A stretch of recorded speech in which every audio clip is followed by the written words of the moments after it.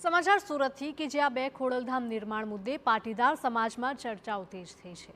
પાટીદાર અગ્રણી વિજય માંગુકિયાનું મહત્વપૂર્ણ નિવેદન સામે આવ્યું। સમાજની સુખાકારી માટે બે નહીં 200 ખોડલધામ બનવા જોઈએ।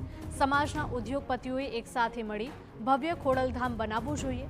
નરેશ પટેલ સહિત આગેવાનોને નવા ખોડલધામને આવકારવાની અપીલ કરાઈ।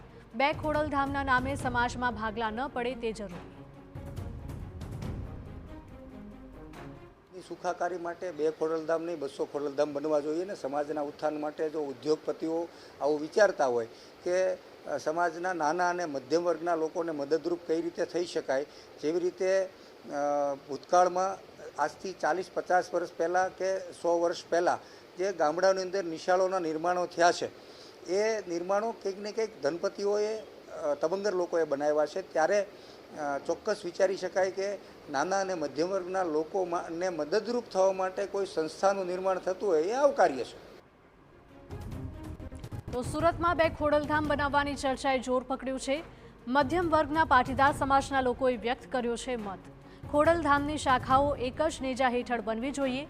મંદિર બે બને કે એક, પણ સમાજને ફાયદો થવો જોઈએ।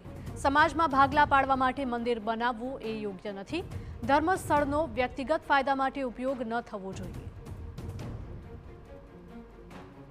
બનવાની વાત થઈ છે કે ખોડલધામ બે બને છે, બરાબર। ખોડલધામ 10 બને તો એનો અમને કોઈ વિરોધ નથી। ખોડલધામ એક જ નેઠા હેઠળ બનવું જોઈએ, અલગથી બનવું ન જોઈએ, એનો અમને સખત વિરોધ છે। અને બીજી વાત એ છે કે ખોડલધામની જેટલી ટ્રસ્ટ બને એમાંથી મધ્યમ વર્ગના બાળકો શિક્ષણ લઈને આગળ કેમ જાય અને મધ્યમ વર્ગને એના મેડિકલ સુવિધા કઈ રીતે વધારે મળે એના હેતુથી બને, એનો અમને બને એની અમે હારે છીએ। આપણે ખોડલધામ અત્યારે કહે છે કે બે ખોડલધામ બને, પણ વસ્તુ એવી છે બે ખોડલધામની જરૂરત નથી।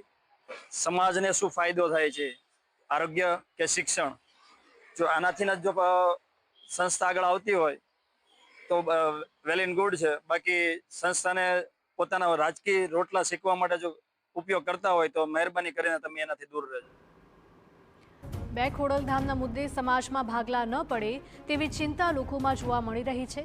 લોકોનું માનવું છે કે મંદિર આસ્થા અને એકતાનું પ્રતીક છે, તેથી મતભેદ કે વ્યક્તિગત પ્રતિષ્ઠા માટે સમાજ વહેંચાઈ ન જવું જોઈએ।